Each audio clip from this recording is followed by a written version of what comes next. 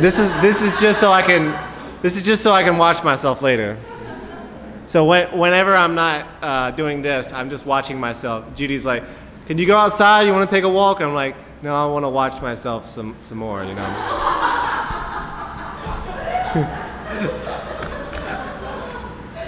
Okay.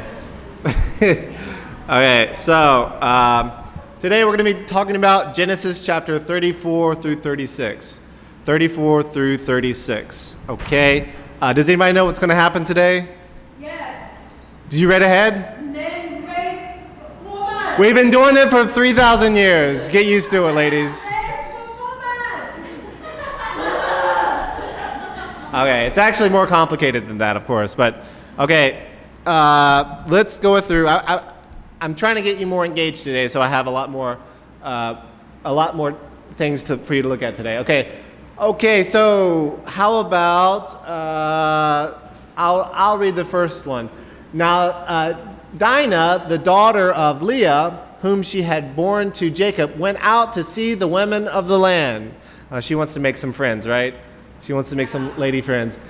And when Shechem, the son of Hamor, the Hivite, the prince of the land, saw her, he seized her and lay with her and humiliated her.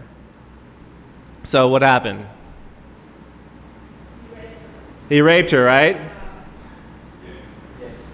Okay, Dinah, Leah is who? Who is Lena? Leah. Who's Leah? Who's Leah's sister? Rachel. And so Leah's the wife that Jacob does not love as much, right? But she produced a lot of children.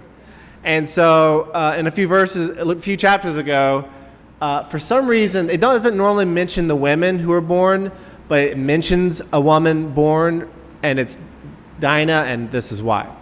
And so she was raped, right? Hivites are descendants of the Canaanites, right? So the Canaanites, what's wrong with the Canaanites? They worship idols. Okay, but they're so bad that God has actually cursed them, right? And God is going to annihilate the Canaanites and is going to replace them, and he gives the promise to Abraham, I'm going to annihilate these people, and this is going to be your land. This is going to be Abraham's descendants' land, right? And we're going to get rid of the Canaanites because they're so bad. They're probably the worst people in the world right now, right? And the Hivites are Canaanites. So Dinah was raped by a Canaanite, right? Are we all on board? Okay. So, by the way, Hamor, who he mentions here, it was from the sons of Hamor Jacob bought for 100 pieces of money the land Jacob erected the altar El Elohi Israel in the last chapter. Okay. Sorry, can you explain that again? The thing I just said? Okay. It was from the sons of Hamor Jacob bought for 100 pieces of money the land Jacob erected the altar El Elohi Israel in the last chapter. So he erected an altar after meeting with Esau. He erected an altar, and to buy the money for the land, he bought it from the sons of Hamor. So it's the same people. Jacob purchased land from Hamor's sons, some land to build an altar. The altar was El Elohi Israel. It was after it was worshiping, and I think it was maybe after Jacob survived his meeting with Esau. Yeah. Thank God I'm still alive. It's funny though, right? Because it's like Jacob is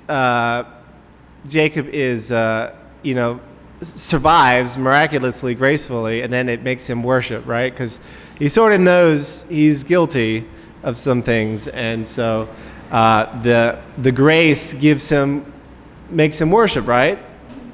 So, yeah, anyway. Okay, so the location of Tel Balata is likely the city of Shechem. Okay, Shechem is the person who raped Dinah, and Shechem is a city. So this is likely the ancient city of Shechem. The modern day archaeological site is Tel Balata. Okay, so this is likely the ancient city of Shechem. Okay. Okay, so verse 3. Mila, would you read verses 3 and 4, please? His soul was drawn to Dinah, the daughter of Jacob. He loved the young woman and spoke tenderly to her. So she then spoke to his father Hamor, saying, "Make me this girl for my wife." Okay, so what do you think about Shechem's feelings for Dinah? What do you think? What do you think about Shechem's feelings for Dinah? He's in love with her. Yes, he is in love with her. He likes her a lot. Hey, Mickey. Mickey, we have a new person. We have Johannes. Not to be confused with Johan.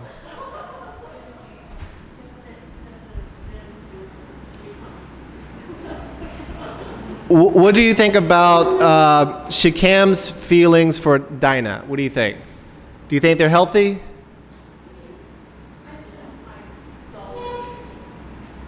Yeah, I think it's idolatry. Yeah, sure. I mean, it's infatuation and idolatry. I wouldn't say it's idolatry because love has to be both-sided, right? But apparently he raped her.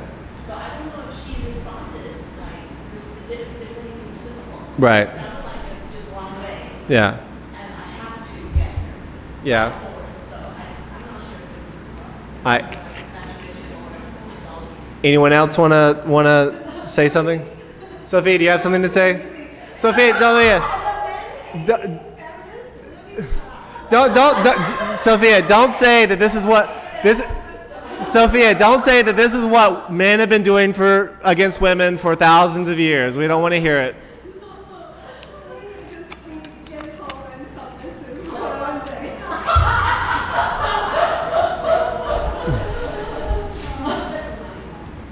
But I think maybe he really loved the girl Dynamite. But he just had this behavior is not appropriate. No, it's not. No, it's not. But maybe it's from the true love. Maybe. Yeah. Because we are all singers. Yeah. Like he's brought up into a privileged family. His father, he's a prince. His father's a prince of Guam. So I get a sense that he's just spoiled. He tends to get what he wants. So I feel like his upbringing has not been good because he's not been brought up to respect women. Yeah.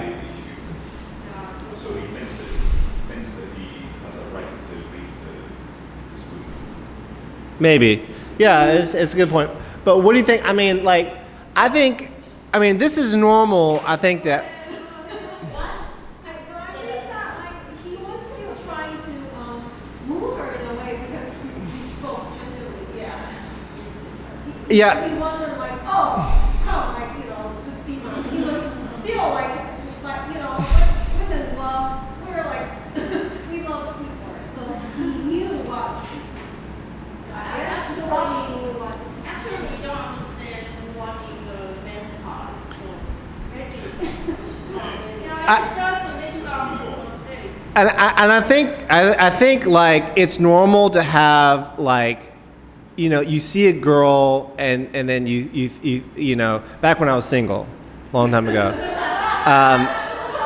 ancient history, you see a girl and then you say, wow, she's very attractive, but what you you exercise self-control. And then hopefully if they say, if you really, this is kind of a proverb thing. If you really love someone, you care about what they want as much as what you want. So you see a pretty girl and you want it to be kind of both ways. You want them to feel about you. And if they don't feel the same way toward you, then that you feel towards them, then, you love that person enough to respect their feelings, right? It's not just I want. And so obviously, we're seeing how bad Canaan is, right? Throughout this experience, we know that God has cursed Canaan. Remember Sodom and Gomorrah. This is not Sodom and Gomorrah. Sodom and Gomorrah is already, burned to a crisp, right? But we still see more evidence of Canaan. So Canaan, we see there's this a rape. It's not I want her, make her mine now. He rapes her first, right? Is this like the Canaanite culture? Maybe, but this is evidence of perversity, right? This is evidence you just take, and this is no self-control, right? You like someone, you don't just smother with kisses, you rape them, and then you demand to have the wife. There's no self-control, there's no respect for the women at all, not at all, right? And he does like her. He does like her. That's genuine. Now, is it okay for the Jacob's people to marry the Canaanites? No, right? Remember what Abraham did to find Isaac, his wife? Went all the way to where? His hometown to find a wife. He did not want a wife of the Canaanites. He did not want those people. They're under curse. So this is a difficult situation, right? Because you have this is just a difficult situation. There's already a rape, and they wants to have the wife. And in this culture, once you've lost your virginity as a wife, as a woman, once you've lost your virginity, you're useless, right? That it's sad, but in this culture, if you're a woman and you're not a virgin anymore, you're a worthless wife. No one wants to marry you. Now, in America, where I'm from, there's no women are virgins. So if that's in America, if you only want to marry a virgin, good luck. You're going to have a very difficult time. But in this culture,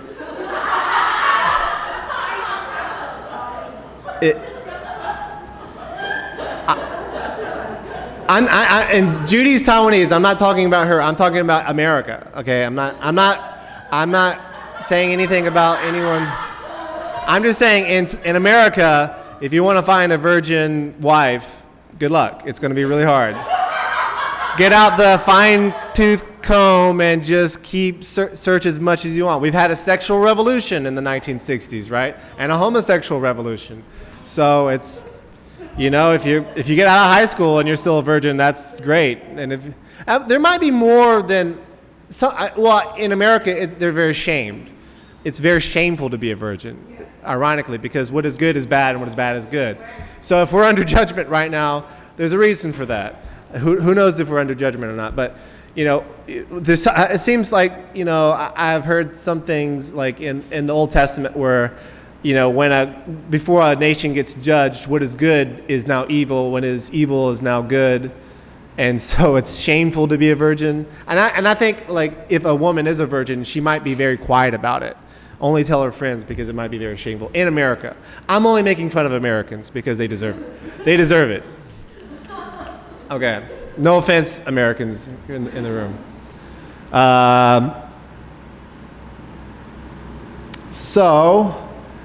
Verses 5-7, Jacob heard his daughter was defiled. So the word that they use is defiled. Yeah, I'm not. We're not going to read it. Defiled. So defiled means what? Defiled means make dirty, to make worthless. It's kind of like if you have a glass of water and someone dumps oil into it or something, and then now it's defiled. That's what it's like now. Now, of course, our culture is different, but back then, it's very important. Now, you know, if you've, well, I don't want to say that, but so it's kind of made impure. So Jacob's daughter has been raped and not made impure because of a Canaanite. Shechem's father Hamor went out to speak with Jacob. The sons of Jacob came in from the field and were very angry because, quote, he had done an outrageous thing in Israel by lying with Jacob's daughter, for such a thing must not be done. Okay, so verse 8. Johan, you mind reading this page? But Hamor spoke with them, saying, the soul of my son Shechem longs for your daughter. Please give her to him to be his wife. Make marriages with us. Give your daughters to us, and take our daughters for yourselves. You shall dwell with us, and the land shall be open to you. Dwell and trade in it, and get property in it. Okay. Johannes, do you want to read? Ask me for as praise and work comes and gifts as you will. I will give whatever you say to me. Only give me the young woman to be my wife. Okay, so Shechem really likes her, right? Shechem really likes her. So Hamor speaks with Jacob. He says, Shechem's soul longs for the daughter. Make marriage. He wants a marriage, and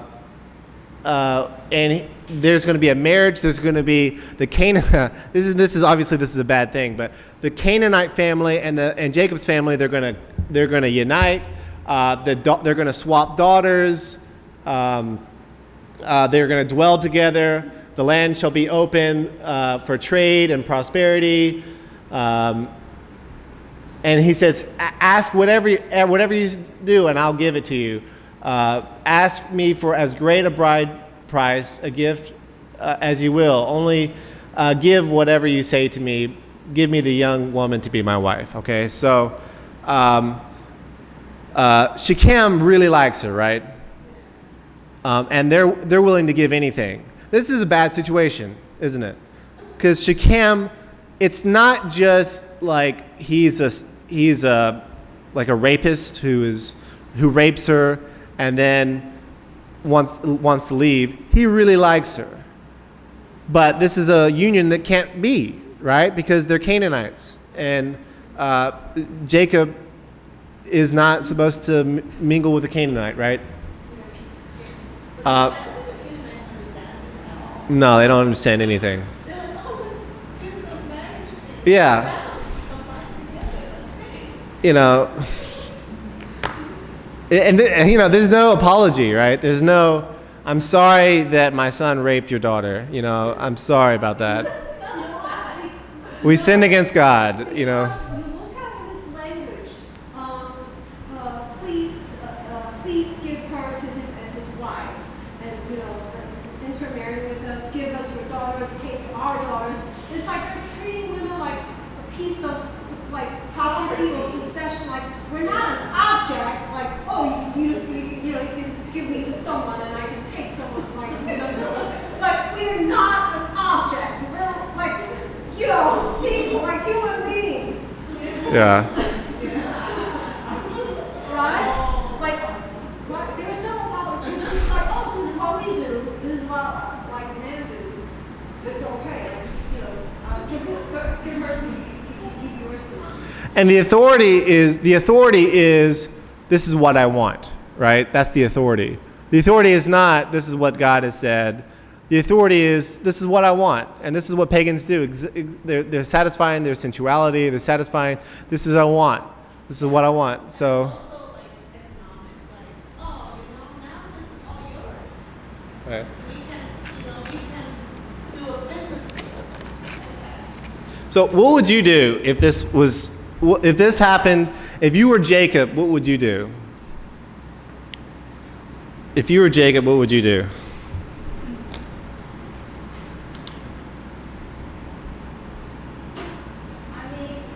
The problem is what's happened. We need to find some way to find a solution.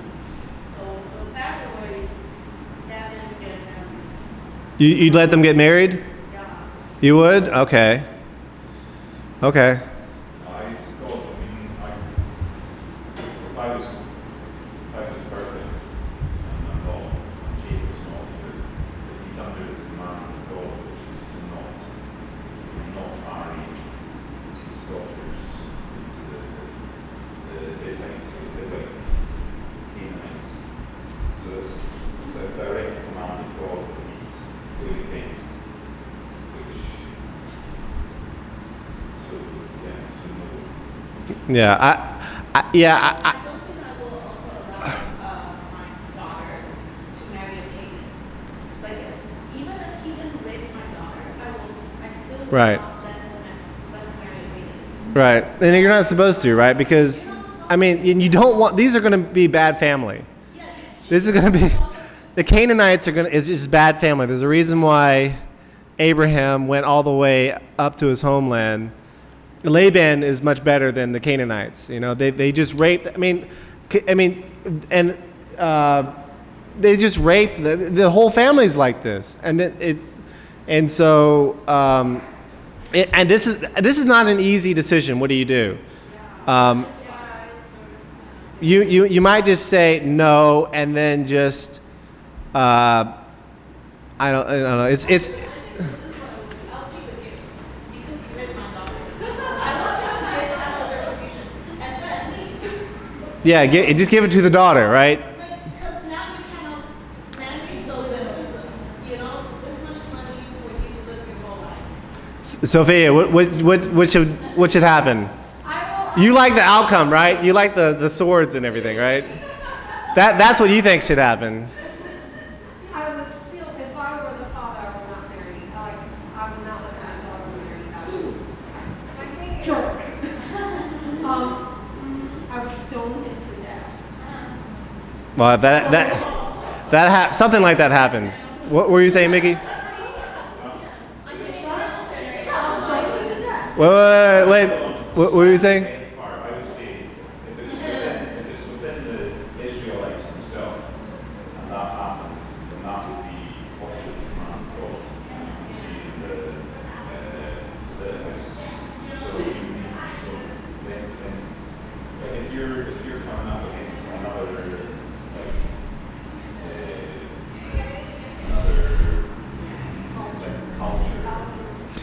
Hey, Chiaki. Hi, Ingrid. Come on in. Come on. I don't know. Maybe there's a second way to kill the person. I would want to, but I know that I But can't. that's the point where you might be starting a war. If you start to enforce Yeah. your culture onto the other culture. Yeah. All of your culture onto the other. This is just a bad situation. I don't know if there's an easy answer, and I don't think there's a right answer. This is just a bad situation. You don't want to do it because really the right answer is take your daughter back and do nothing. That's probably the right answer, but that's really hard to do because the sin is so great, but then there's no justice, and it's terrible, but. It's hard to just let it go. It's hard to just let it go when something terrible like this happens, but it's kind of horrible. And I mean, it's the worst, it hurts the most the daughter, right? Because she was just raped, and that culture, she's not going to be able to. Yeah, what if she's pregnant? No, it doesn't say that. I think it's really difficult because, like, if it's in our culture, like in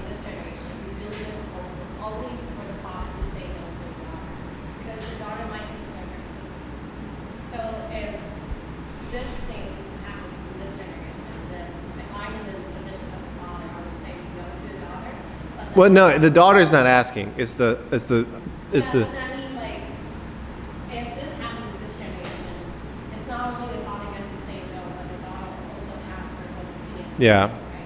So Yeah. if I'm the father in this generation, I would say no to the daughter. But Yeah. then I would also let her understand what's the thinking behind it and let her make the decision. Yeah. So I don't know if that's right. Yeah. Oh, and by the I think in that generation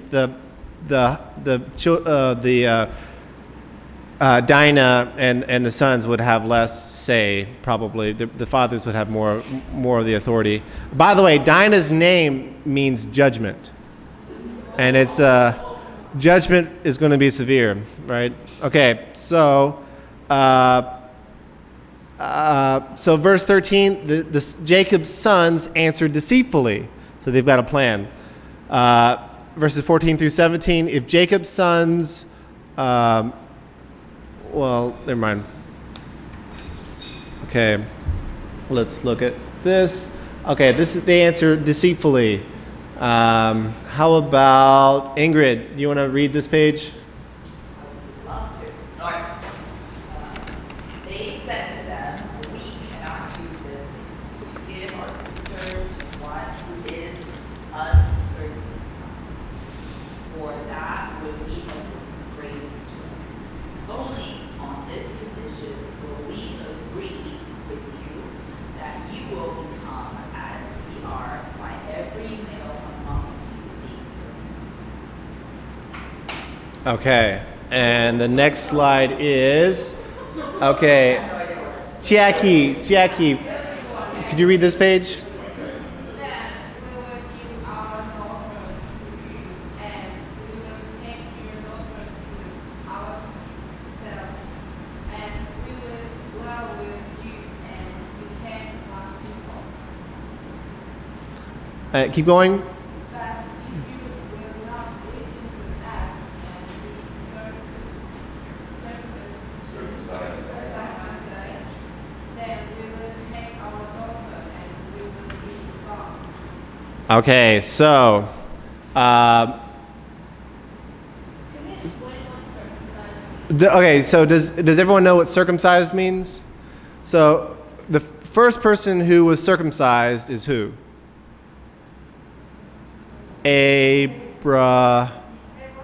Abraham, and it signifies that he will produce godly offspring that belong to God, a holy kingdom. Okay, and so it says that they're being deceitful. He says, you have to be circumcised. You all have to be circumcised, every male, and then once you're circumcised, then we'll give you our daughter, and we'll take your daughters. We'll dwell with you, and we'll become one people. But if you don't become circumcised, then we're going to take our daughter back, and we'll be gone. Okay. So, but they're being deceitful, right? Okay. Their words pleased Hamor and Hamor's son Shechem. Young Shechem did not delay to do this. He really likes her. This is not just evil rape. He really likes her. Because he delighted in Jacob's daughter. It says this, he was also the most honored of all his father's house. So in verses 18 through 20, it says that Shechem was the most honored of all his father's house.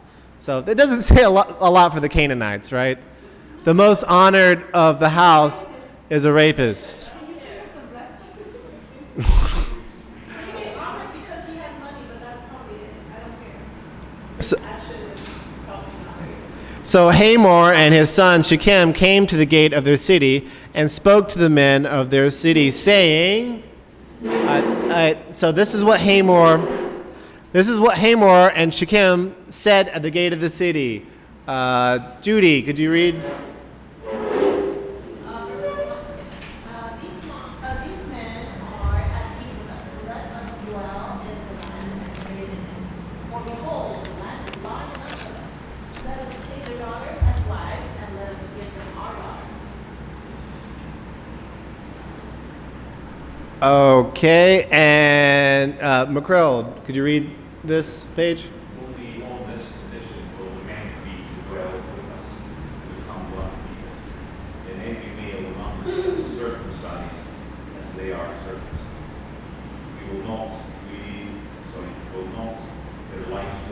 property and all their beasts and ours. Only let us agree with them, and they will dwell with us. All right, what do you think about the offer? These men are at peace with us. So there was a rape, and so both sides are very. There's a lot of tension right now, and they need to know: is there going to be a war? Is there going to be peace? And it says these men are at peace with us. Let them dwell in the land and trade in it. The land is large enough for them. We're going to exchange daughters as wives and give them our daughters. And the only condition is all the men have to be circumcised. And then, what does it say in verse 23?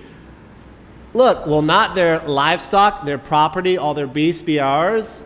Only let us agree this thing. So why are they being circumcised? What's the goal? Why are they going to become circumcised? Is it because of God? No, because They want the money. The goal of the church is not to get as many people in the building as we can. You know, if we wanted to fill this church up, we could do it, right? It would be very easy. We could put a bar in the church. We could have some music playing. A disco, everything you want. Offer free services. If our goal was to fill up the church, we could do it, right? But that's not the primary goal. The primary is to fill up the church with godly people. Are they being circumcised for the right reasons? No. They want them. There's two very wrong reasons from either side. First, the initial plan actually came from the Jews themselves, which comes from the brothers. Yeah, it's deceitful. Yeah. So that's an absolute abomination. They don't understand the meaning of circumcision, whereas it's like to show your Right. God. Yeah, there's nothing about faith here. There's nothing about faith. There's nothing about God. They didn't even mention God. So they're trying to manipulate situations so that Right.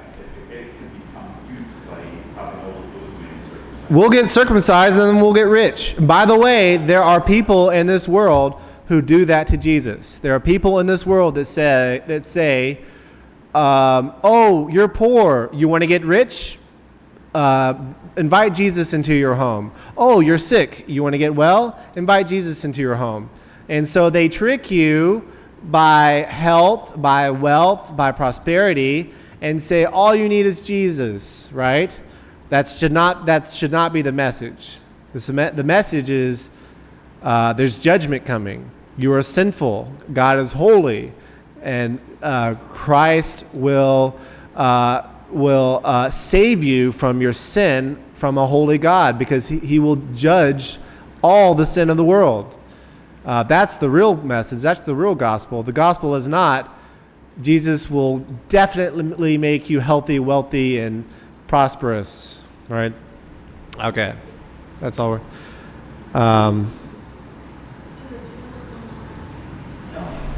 Just in summary, can you just give me context? Yeah, just in summary, there was a Canaanite man.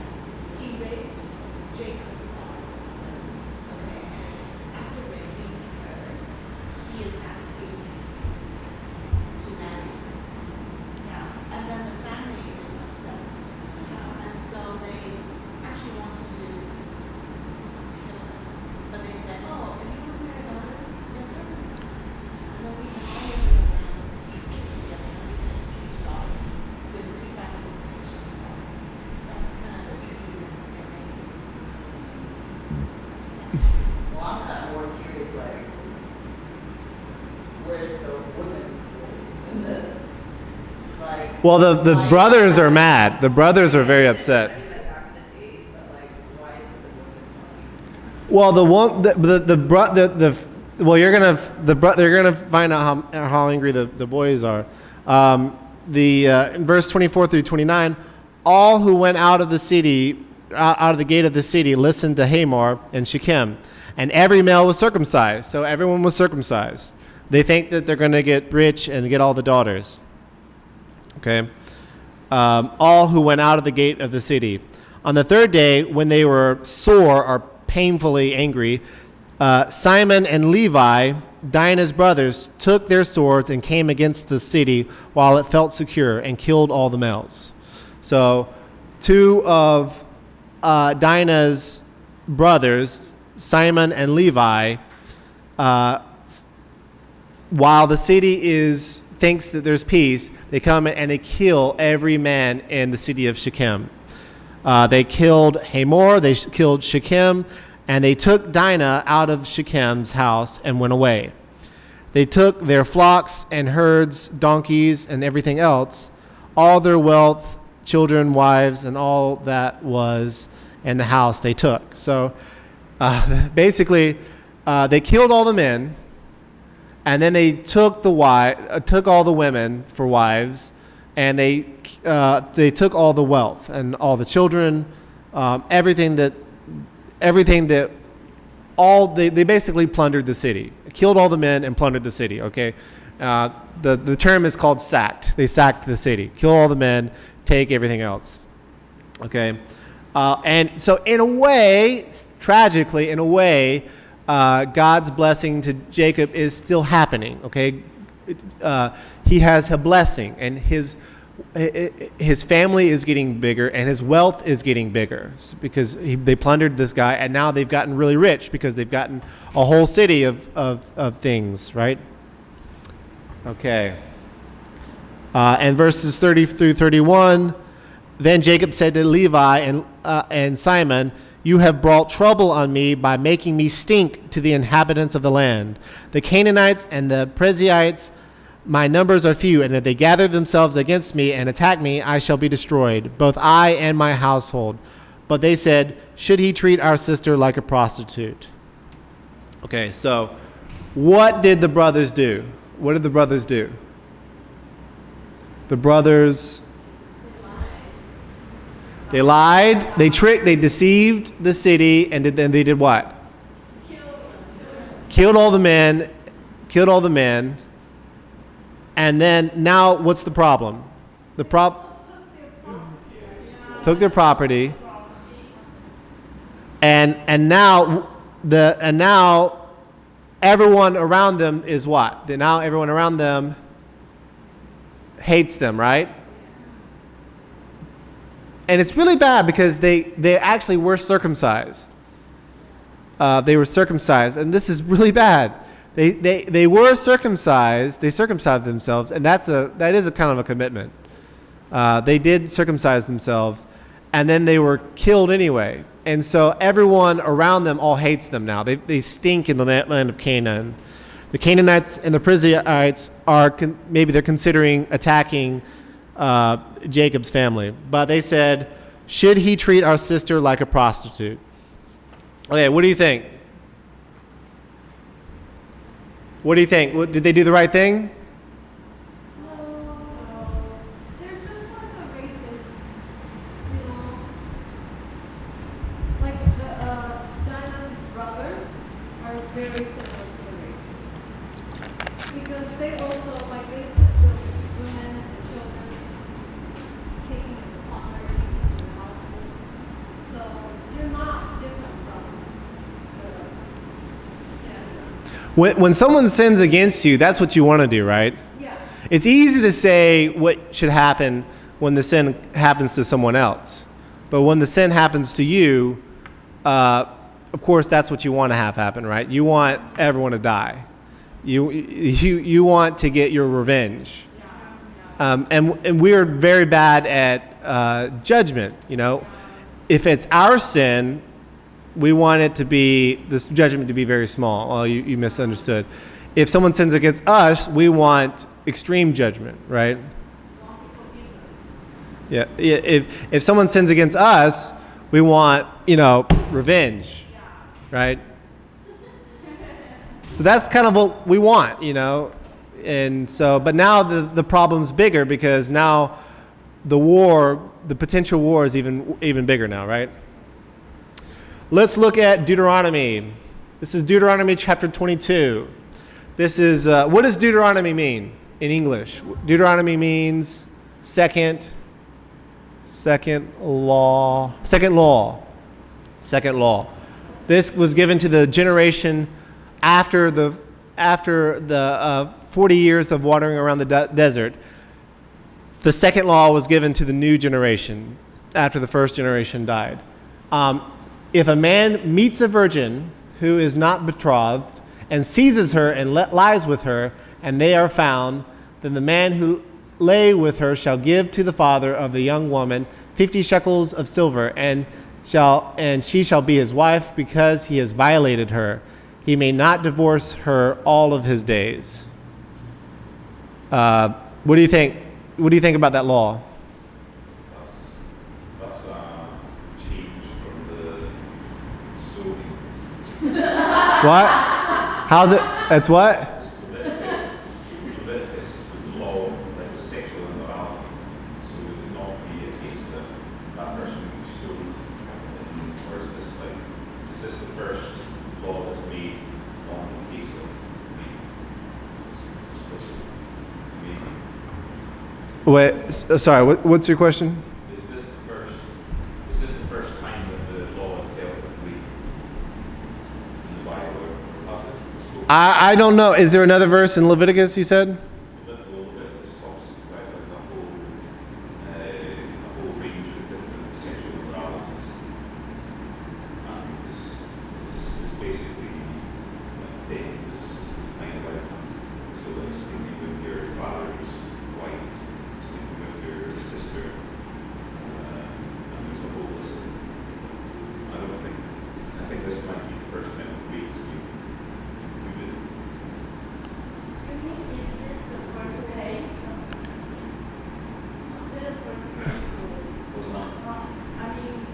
Leviticus 18. Leviticus 18. Yeah, that's my question. I don't know. I think we Let's look at Leviticus 18. I didn't read that. Unlawful sexual relations.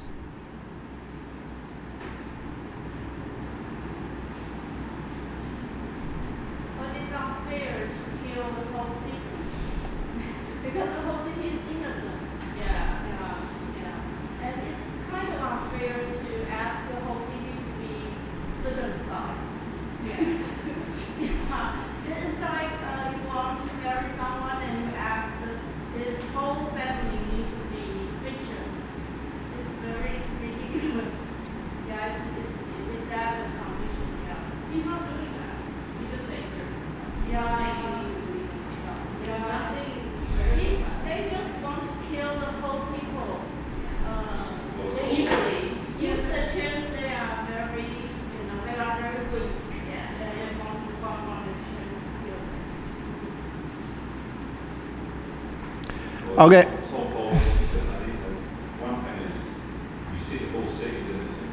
I can't disagree with that, because the city's they're innocent towards like this one incident where this woman's been raped.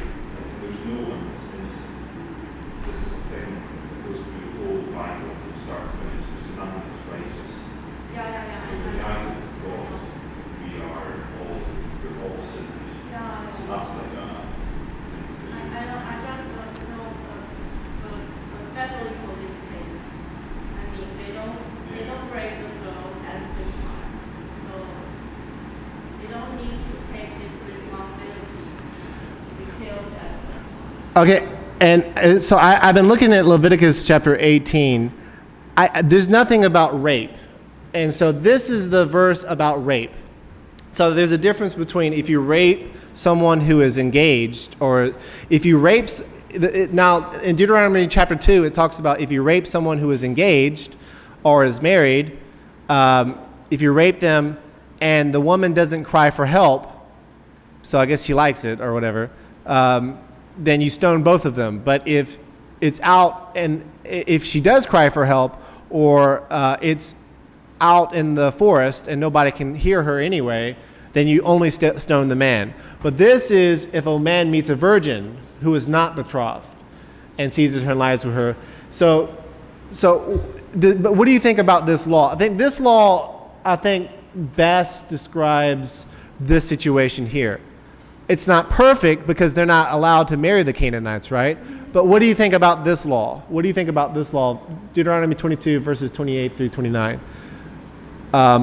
So guys, if you're living in Israel that day, at that time, and you see a pretty lady, and you think, a pretty virgin, and you think, I know a sure way that I can get her to marry me.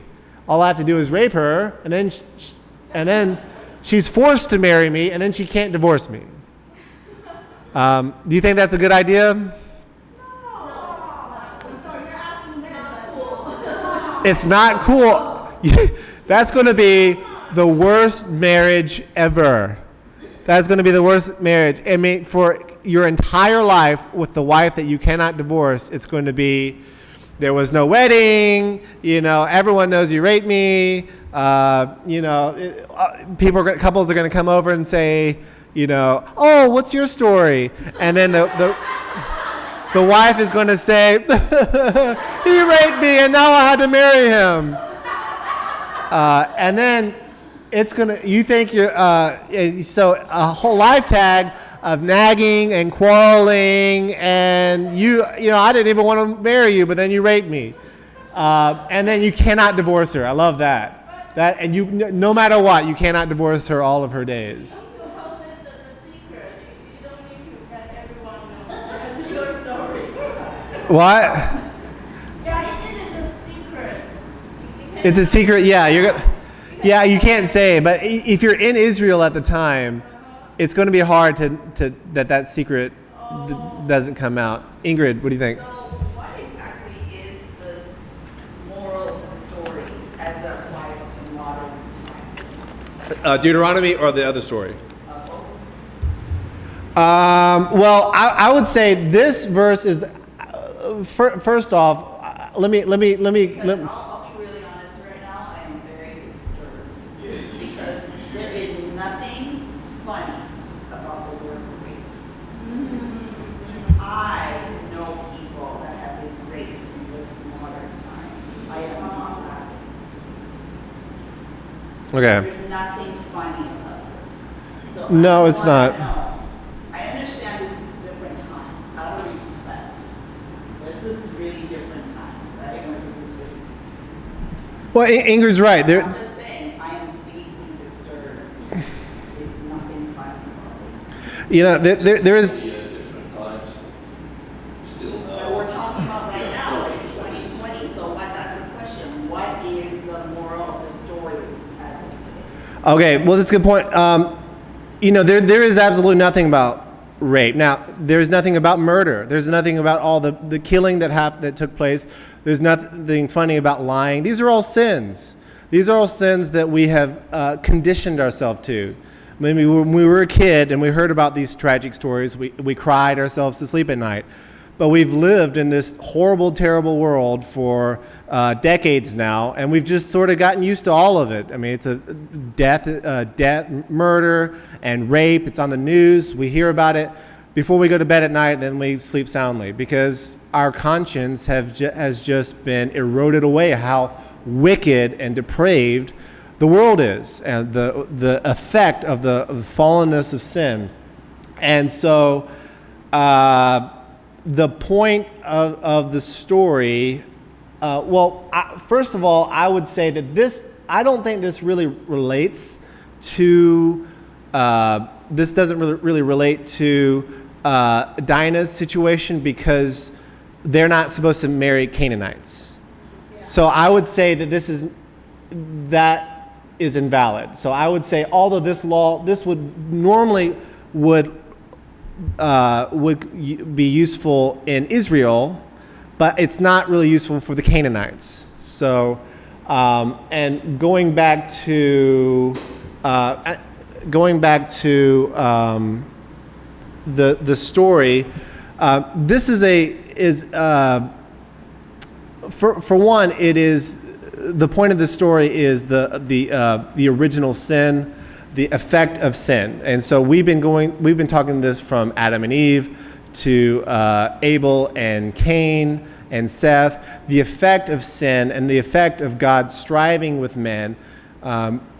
If God were to not strive with man, man would become just demons. But God strives with man. God is constantly trying to work with fallen man to bring a way back. I mean, God is perfectly holy, perfectly righteous, and upon death, every single person without Christ is going to go to hell for eternity. And that is how holy God is. And we see the effect of the Canaanites, how sinful they are. The most honored person in the family rapes a woman. There's nothing funny about that at all. There's nothing funny about the fact that the brothers deceived them and killed the whole city, all the men, and take the women and the children and all the wealth as plunder. This is just the tragedy of the fallen nature of sin. And one point I would say is that you could say that they were not ready to receive Christ. They were not ready to be circumcised, because there's nothing in here about God. There's nothing. It is, let's get circumcised and then we can marry Jacob's daughters. Let's get circumcised so that we can get the wealth and so that we can have this big family and be more powerful. There's nothing in there about God. And there is no morality without God whatsoever. Without God, as Camus says, Camus wrote a book about, Camus was a French philosopher in the 19th century. And he wrote a book about a murder, a killing that took place, and that basically the man just thought the world was completely absurd, and he didn't even defend himself. And then at the end, he was sentenced to death, and he just doesn't care, because without God, the world is just absurd. And so that's one of the points, is the effect of where we came from, the holiness, the perfection that God created in the garden, and where the world is now, where you just see a woman and rape them. It's so far beyond just eating the wrong fruit. Yes. Can I, thank you. I want to make sure that this is a time where God didn't want them, his people to mingle with other people, right? Especially not Canaanites. Especially Canaanites were special. Especially should not be married. The reason why I am asking is because you go back to the very first two verses. When I was reading, I was like, oh, this is very interesting. And I hope I'm not blaming the victim here. Dinah is the victim, like she was raped. I'm not shaming or blaming, because this is very sad. But I noticed that first verse, it says, she went out to visit the women of the land. And the land is Canaanite's land, because the ruler of that area, that's the person with Shechem. So she actually went out. I think she was probably, maybe not the first time, to befriend those Canaanite women, maybe girls or neighbors, I don't know. They could be going out for fun, doing karaoke, whatever. It's, I think in some way, to me, it's like she is playing with fire. She went out to kind of mingle. Yeah, she was curious, and she went to go meet with the women, yeah. Right?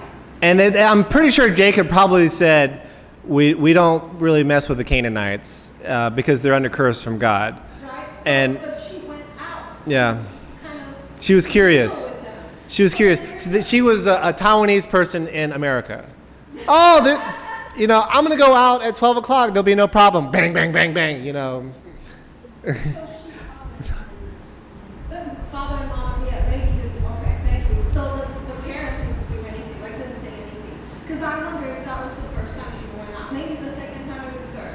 It was just like, I'm gonna hang out with all. She's used to like she's used to her family. Her family is very dysfunctional, but it's nothing like the Canaanites. So she's used to her family, and she thinks, well, maybe the Canaanites will be just like our families, and then she's raped. Because this is very, and of course, and the Canaanites, Canaan, remember, Canaan was the grandson of Noah, and Noah cursed Canaan. And it might be because of Ham, when Noah was naked, Ham had some kind of sexual lust for Noah. That could be where that is. And that might be why Noah cursed Canaan back in Genesis chapter, I want to say Genesis chapter 9, I'm just guessing. And so, yeah. So what I'm trying to say is like women have to be very smart. Like girls, like you don't give Satan any chance. Like don't give into any temptation.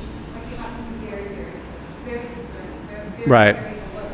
Right. When God says no, you don't hang out with them. You don't go near them. Right.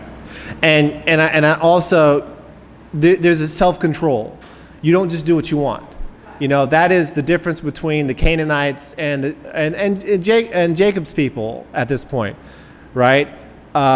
It is the pagan that says, I want to do something, I do it. You know, I don't like my job, I quit it, and then I want to work here, I work here. I want this woman, I take her, I rape her, I don't care about her feelings. I want this, I steal it. You just do what you want. There's no discipline. There's no, I want it, but it's wrong. You know, there's no self-control. There's just, I want it, I take it. Right? And so, and yes, women have to be very careful. Women have to be very smart, of course, like Sophia said. There are a lot of like The world is a terrible place.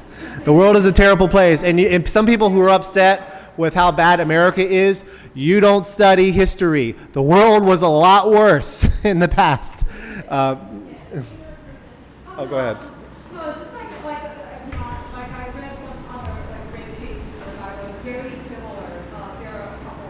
It just this story reminds me of so like just women have to be very like there was another one. She was raped by her brother, half brother.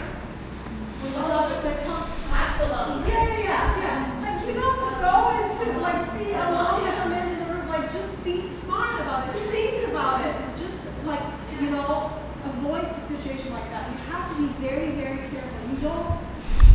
Sometimes they're like so nice and trusting and naive, but no, like you have to know how to protect yourself. Right. Because men are evil. Sorry. Like you really, really have to be so careful. Yeah, you do have to, and women need to know about men because a lot of men, you know, if you're a woman and you're pretty, a lot of guys are going to give you a lot of attention. A lot of guys are going to like you, but not most of the guys who like you.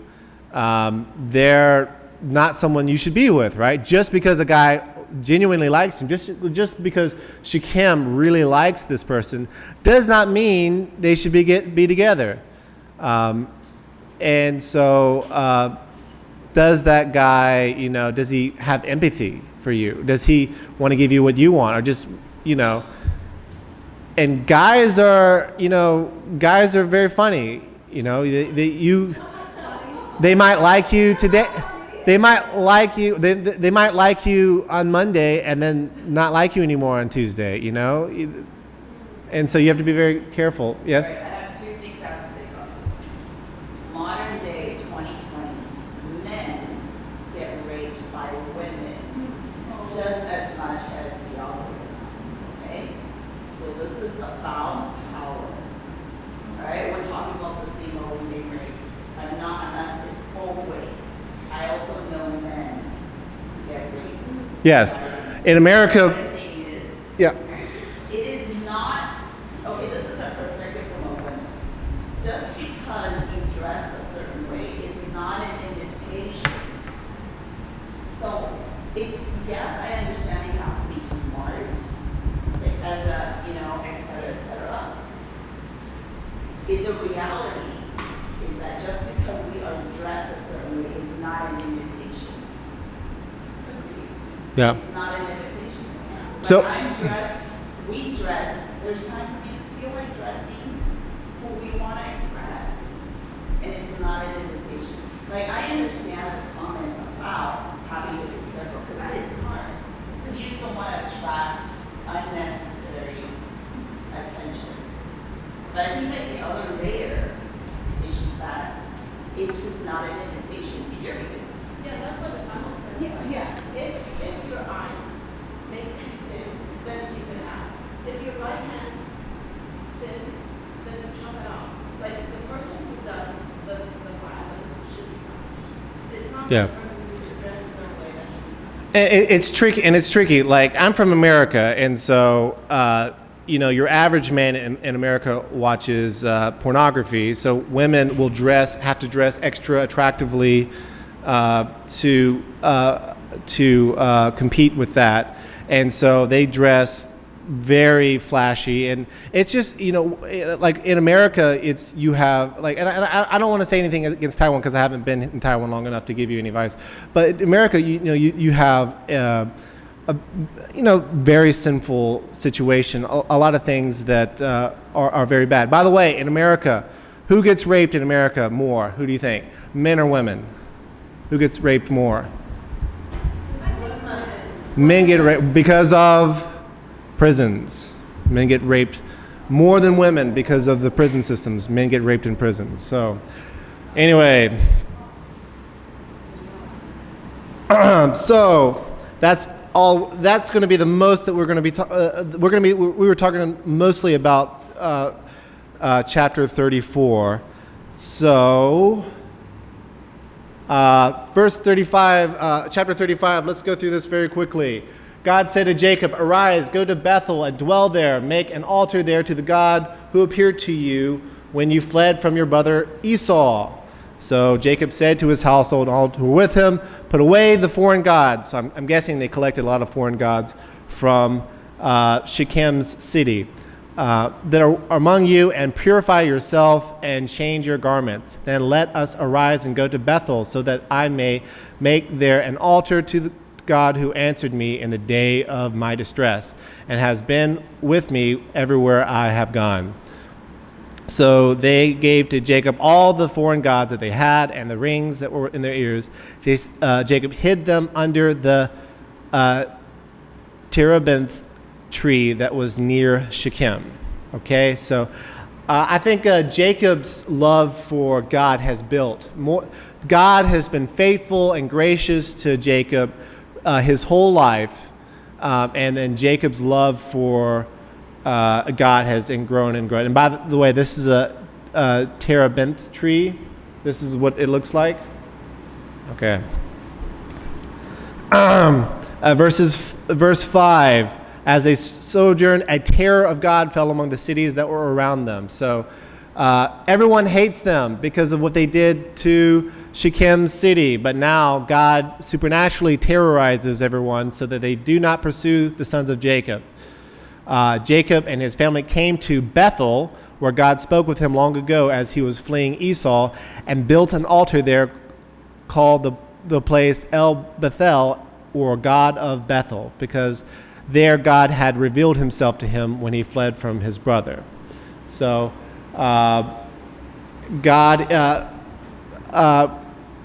Jacob is back at Bethel, where he was as he was fleeing from his brother Esau. Deborah, Rebekah's nurse, died and was buried under an oak below Bethel. The oak tree was called Alon Bakuth, or Oak of Weeping. Most of you know what an oak tree is, but this is what an oak tree is right here. Okay. All right, verse 9. God appeared to Jacob again when he came from Padan Aram and blessed him. Again, God renames Jacob and calls him Israel, or God prevails. Okay, so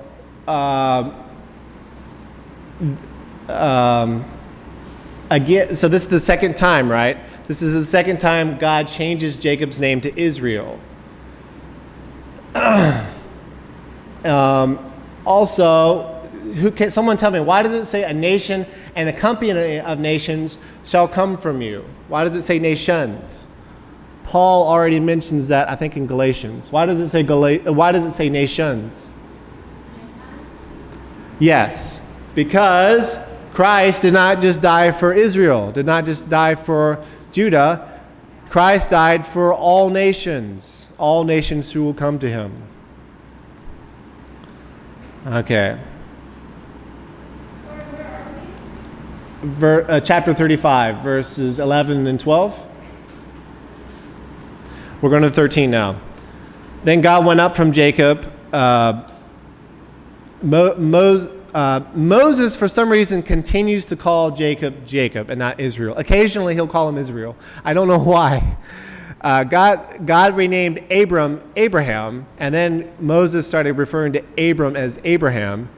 But normally, even after God named Jacob Israel, Moses continues calling him Jacob, with some exceptions.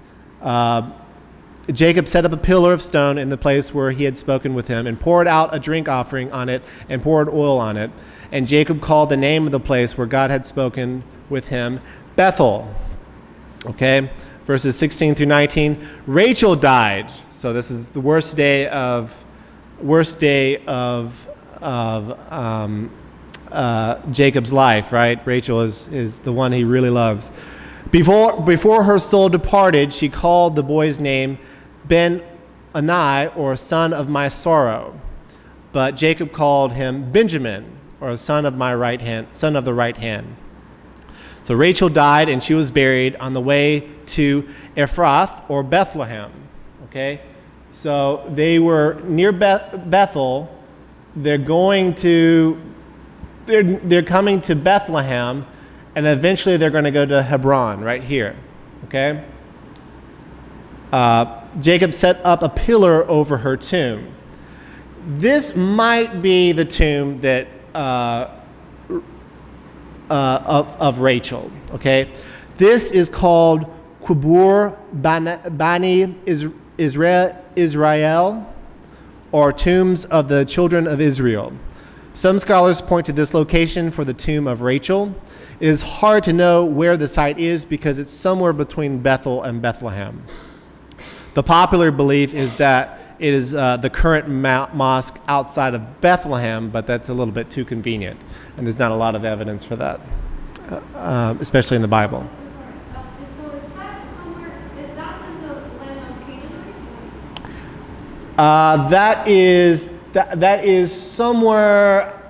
That is somewhere between Bethlehem and Bethel, maybe around this area, somewhere like that, or somewhere in the middle. Is it closer to Abraham's hometown, or?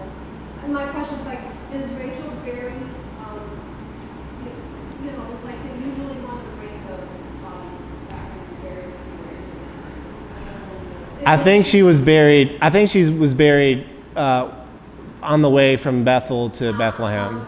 And so Ephrath and Bethlehem are kind of the same place, more or less, in the Bible. And so I think they're buried somewhere on the way, which makes determining exactly where her location where she was buried more difficult. And some scholars point to this location. If you go to Israel today and you're on a tour and you don't do the history yourself, you're going to go to a Muslim mosque, which is the popular location. It's going to be on the tour guide, but it's more likely that's not actually the location. But that's where the popular location is. This is where one scholar points it according to the scripture. Anyway, verses 21 through 22, Israel journeyed on and pitched his tent beyond the Tower of Eder. Don't ask me where the Tower of Eder is because I don't know. While there, Reuben went and lay with Bilhah, his father's concubine. Moses finally starts, and then Moses does start briefly calling Jacob Israel. Reuben, the eldest son of Leah, laid with Israel's concubine. And Israel heard that it had happened. Okay, and now Israel has 12 sons. That's pretty bad too. That is now in the law, that's punishable by death, because because that is Israel's concubine. They've been made one flesh. So if you lay with someone who laid with your father, you've just kind of had an incest, right? You've been one flesh with someone's been one flesh with your father. So that's also extremely perverse. And in the Bible, that's also punishable by death. Okay, it's similar to incest. Okay, this is the last page. We're almost finished. I'm going to try to give you some time to pray. Verses 23 through 26. This is about the sons of Israel. So God is fulfilling His promise to make Israel great. Israel has 12 sons, and that 12 sons is important, right? 12 sons. And finally, Israel came to Isaac at Hebron, where Abraham and Isaac had sojourned. Okay, so what did Jacob pray to God when God revealed him at Bethel? He said, "If you will be my God if you bring me back to my father Isaac in peace." And now Esau is at peace with Jacob, and he's back with Isaac finally. And this is Hebron today. It's actually a big city, Hebron today. Jacob lived 180 years, then he died. Esau and Jacob both buried him. Chapter 36 is on Esau's generations, the Edomites. Where does the term Edom come from? Esau's people are the Edomites. Where does Edom come from? Edom is the color red, because the red was the stew that Esau sold his birthright for, remember? And so this is kind of a signal of how Esau has no self-control. He has no self-control. He's just like Shechem, who rapes the woman that he loves. No self-control. So he sells his birthright for one meal. And I think that's what Esau is known most for, is that the fact that he sold his birthright for one meal. So they did eventually have to move away from Israel because Esau's people, their possessions became so great. In the future, they will be defeated by Saul and by David, and they will become a vassal of Israel. They never really, the Edomites were never really blessed like Israel. In fact, they were cursed, and they kind of struggle in their existence throughout their days, and I'm not even sure what happened to them today. I couldn't find any record of Edomites today. They might just be kind of intermingled with the Jews and the Muslims there today. Any questions? Any questions about today? Any questions?